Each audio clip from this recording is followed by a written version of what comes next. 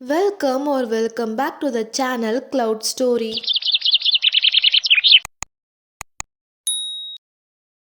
இன்னைக்கு நம்ம பார்க்க போகிற அனிமே பேர் என்னன்னா எரேஸ்ட் எபிசோட் நம்பர் 2.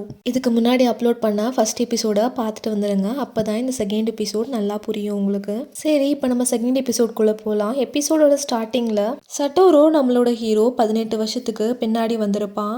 அவனுக்கு ரிவைவல்னு சொல்லிட்டு ஒரு பவர் இருக்குது. அந்த பவர் மூலிமா 5 மினிட்ஸ் பின்னாடி போயிட்டு யாருக்கு உதவி தேவைப்படுதோ இவன் உதவி பண்ணலாம். ஆனால் 18 வருஷத்துக்கு பின்னாடி எப்படி வந்தான்னு சொல்லிட்டு அவனுக்கு தெரியாது. 1988 February 15க்கு வந்திருப்பான். அவன் 5th ஸ்டாண்டர்ட் படிக்கிற வயசுக்கு வந்திருப்பான். எதுவுமே அவனுக்கு மெமரிஸில் இருக்காது. அவனோட சீட் எதுன்னே அவனுக்கு தெரியாது. அப்போது சார் வந்து உன் பிளேஸில் உட்காருப்பான்னு சொல்லிட்டு சொல்லுவார். இவன் குத்து மதிப்பாக காலியாக இருக்கிற பிளேஸில் போய் உட்காரலான்னு சொல்லிட்டு பார்ப்பான். ஆனால் அந்த பிளேஸ் வந்து காயோ இனோட்சுக்கின்னு சொல்லிட்டு நம்ம போன எபிசோடில் ஒரு பொண்ணு பேர் சொன்னோம்ல, அந்த பொண்ணோட பிளேஸ் அது. இது உன் பிளேஸ் இல்லைப்பா, உன் பிளேஸில் போய் உட்காருன்னு சொல்லிட்டு சொல்லுவாங்க. அவன் இப்போ போய் கரெக்டாக அவன் பிளேஸில் உட்காந்துருவான். அவனுக்கு ஒன்றுமே புரியாது. அவன் ஃப்ரெண்ட்ஸ் யார், இப்போ என்ன பீரியட், நம்ம என்ன படிக்கிறோம்னு எதுவுமே அவனுக்கு ஞாபகம் இருக்காது. திடீர்னு ஒரு 29 வயசு பையன் 10 வயசு பையனா மாறும்போது அவனுக்கு ஒண்ணுமே புரியாது. அப்போ வேலைக்காகதுன்னு சொல்லிட்டு அவன் பேக் எடுத்து கிளம்ப பார்ப்பான். கென்யான்ற பையன் எங்க போறேன்னு கேட்பான். இந்த பையனை நல்லா ஞாபகம் வச்சுக்கோங்க, இவன் தான் கிளாஸ்லயே ரொம்ப ஸ்மார்ட்டானவன். கென்யா சட்டோரோவை பார்த்து எங்க போறேன்னு சொல்லிட்டு கேட்பான். எனக்கு கொஞ்சம் தலைவலிக்குது, நான் மெடிக்கல் ரூம் வரைக்கும் போயிட்டு வந்துடுறேன்னு சொல்லிட்டு ஓடி போயிடுவான். வீட்டுக்கு போலான்னு சொல்லிட்டு ஓடி போவான். ஓடி போகும்போது எதிரில் காயோ வருவா. காயோ யாருன்னா போன எபிசோட்ல சட்டோரோ லைப்ரரிக்கு போயிட்டு ஒரு புக் படிச்சிருப்பான். அந்த புக்ல காயோ இனோட்சுக்கிய யுகின்றவன் கடத்தி கொலை பண்ணிட்டான்னு சொல்லிட்டு போட்டிருக்கோம். இப்ப கரெக்டா சட்டோரோ அந்த டைம் லைனுக்கு தான் வந்திருக்கான்.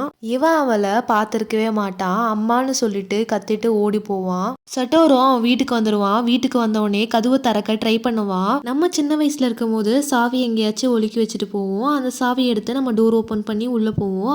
ஆனா சட்டோரோக்கு அவன் சாவியை எங்க வச்சானே தெரியல. திடீர்னு அவன் கால் ஒரு பாட்ஸ்ல வந்து படும். அப்ப அவனுக்கு ஞாபகம் வரும், ஆமா இந்த பாட்ஸ்க்கு பின்னாடி தான் சாவி இருக்கும்னு சொல்லிட்டு அந்த பாட்ஸ் தள்ளிட்டு சாவியை எடுத்துட்டு ஓபன் பண்ணிட்டு உள்ள போவான். வீட்டுக்குள்ள வந்தவனே தான் அவனுக்கு கொஞ்சம் கொஞ்சமா எல்லா விஷயங்களும் ஞாபகம் வருது. அதே மாதிரி 18 வருஷத்துக்கு முன்னாடி ரிவைவல் ஆகி நம்ம வந்திருக்கோம்னா நம்ம அம்மா கண்டிப்பா உயிரோட இருப்பாங்கன்னு நினைச்சு சந்தோஷப்படுறான். அப்படியே அவன் வீட்டை சுத்தி பார்த்துட்டு பழைய விஷயங்கள்லாம் யோசிச்சு டயர்ட்ல தூங்கிடுவான். அப்புறம் அவங்க அம்மா வீட்டுக்கு வந்துடுவாங்க. அவங்க அம்மாவை பார்த்த உடனே சந்தோஷத்தில் அவனுக்கு ஆனந்த கண்ணீர் வரும். அவங்க அம்மா சொல்லுவாங்க, எதுக்கு இப்படி பார்க்குற, சரி உனக்கு டின்னருக்கு என்ன வேணும், மீட் பாலா இல்லை ஹாம்பர்கரானு. அவன் ஹாம்பர்கர் வேணும்னு சொல்லிட்டு சொல்லுவான். அவங்க அம்மாவோ ருசியான ஹாம்பர்கர் செய்வாங்க. சாப்பிட்டுட்டு இருக்கும் போதே சட்டோரோ கண்ணில் தானாவே கண்ணீர் வந்து வரும். போன எபிசோட்ல சட்டோரோக்கு ஆக்சிடென்ட் நடக்கும்போது அவங்க அம்மா அந்த அபார்ட்மெண்ட்ல தங்குறேன்னு சொல்லிட்டு சொல்லுவாங்க. அப்ப இவன் அவங்க அம்மாவை திட்டிருப்பான். அப்புறம் அவங்க அம்மா இறந்து போயிட்டு மறுபடியும் அவனுக்கு கிடைச்சதுனால அதை நினைச்சு சந்தோஷப்படுறான். இருக்கும் போது அதோட அருமை தெரியாது, இல்லாத போது தான் தெரியும்னு சொல்லுவாங்கல்ல, அந்த மாதிரி. அடுத்த நாள் சட்டோரோ வழக்கம் போல ஸ்கூலுக்கு போறான். அவன் ஃப்ரெண்டோ குட் மார்னிங் சொல்றான். அப்போ சட்டோரோ யோசிச்சுட்டே போறான், எதுக்காக நான் 18 வருஷத்துக்கு பின்னாடி வந்தேன், எங்க அம்மாக்கு நடக்க போற கெட்டதை தடுக்கிறதுக்காக இந்த ரிவைவல் நடந்திருக்கு.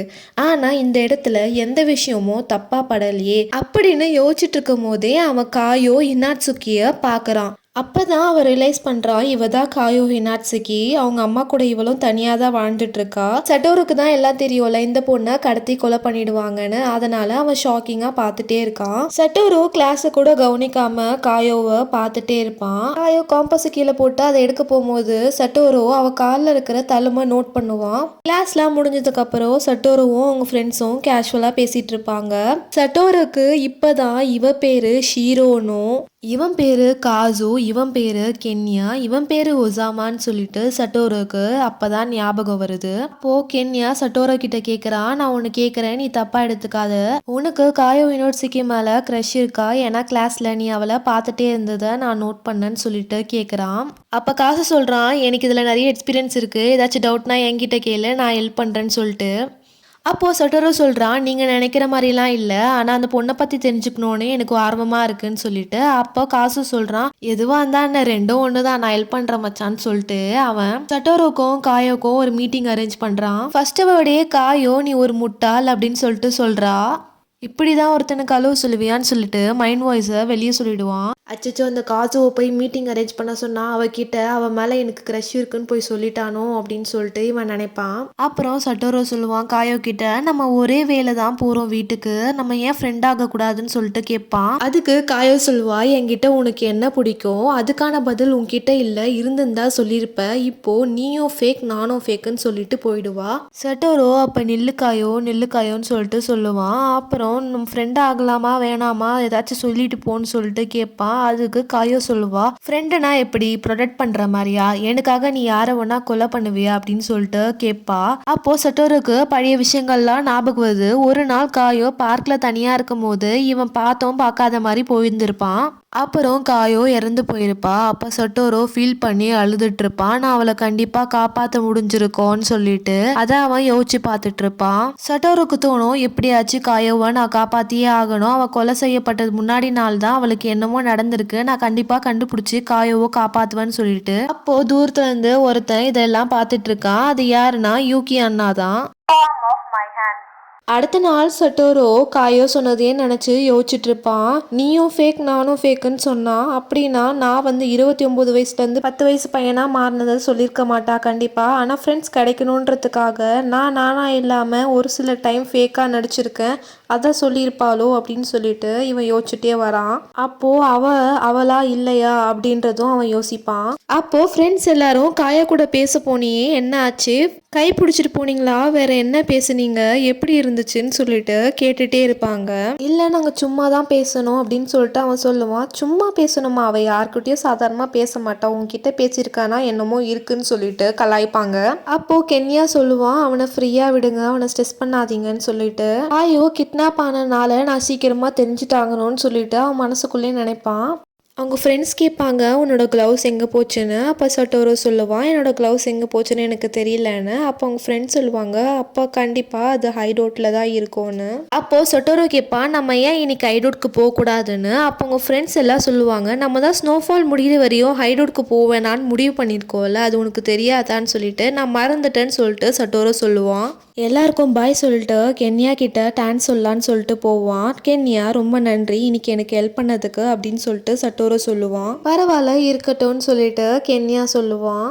நீயும் கையோவும் என்ன பேசுனீங்கன்னு எனக்கு தெரியாது, ஆனால் உனக்கு கையோவை ரொம்ப பிடிச்சிருக்குன்னு மட்டும் எனக்கு தெரியுது, நீ இன்னைக்கு ஈவினிங் போயிட்டு நான் சொல்கிற மேகசீனை படிச்சு பாரு அப்படின்னு சொல்லிட்டு ஒரு இன்ட்டு மாதிரி கென்யா கொடுப்பான்.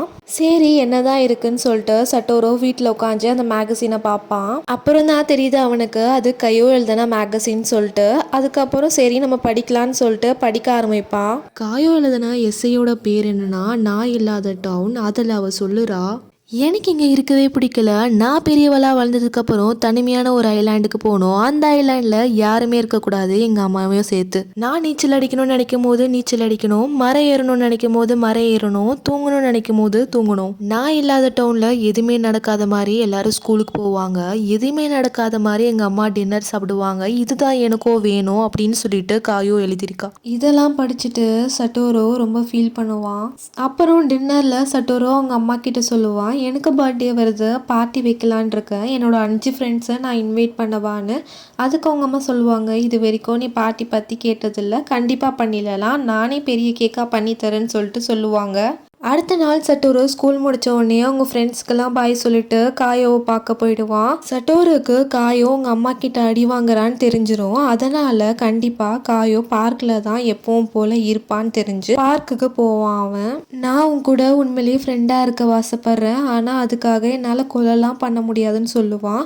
அதுக்கு காயோ சொல்லுவான், நான் சும்மா காமெடி தான் பண்ணேன்னு. அப்புறம் காயோ சொல்லுவா, உனக்கு ஃப்ரெண்ட்ஸ் வேணுன்றதுக்காக நீ அவங்க கிட்ட நடிக்கிறது என்கிட்ட பண்ண வேண்டான்னு. அதுக்கு சட்டோரோ சொல்லுவான், இல்லை நான் ஃபஸ்ட்டு ஃப்ரெண்ட்ஸ் வேணுன்றதுக்காக தான் பண்ணேன், ஆனால் அதுக்கப்புறம் எனக்குள்ள உண்மையான அன்பு வந்துருச்சுன்னு சொல்லுவான். அப்புறம் சட்டோரோ யோசிப்பான், அவங்க அம்மா கொடுக்குற டார்ச்சர்லாம் தாங்கிக்கிட்டு காயோ எப்படி தான் எதையும் வெளியே காட்டாமல் இருக்காளோன்னு. சட்டோரோ அவனோட பர்த்டே இன்விடேஷனை எடுத்து கொடுப்பான். ஃபஸ்ட்டு நான் இன்விடேஷன் உனக்கு தான் தரேன், நீ கண்டிப்பாக வரணும்னு சொல்லிட்டு காயோக்கு ஹாப்பி ஆகிடும். ஒருத்தங்க அவ கூட உண்மையாக பழகுறாங்கன்னு தெரிஞ்சு. அப்புறம் ரொம்ப குளிரா இருக்கே, நீ கிளவுஸ் போடலையான்னு சொல்லிட்டு காயோ சட்டோரோட கையை டச் பண்ணுவா. சட்டோரோ என்னதான் அவனுக்குள்ள 29 வயசு பையன் இருந்தாலும் அவன் ஒரே ஷையா ஆயிடுவான். அப்புறம் சட்டோரோ காயோக்கு பாய் பாய் சொல்லுவான். அப்புறம் சட்டோரோ யோசிப்பான், இந்த பார்க்ல தான் காயோ செத்து கிடந்தா, ஆனா அது நடக்கிறதுக்கு நான் விட மாட்டேன். ரிவைவல் பவர் மூலியமா 18 வருஷத்துக்கு பின்னாடி வந்தது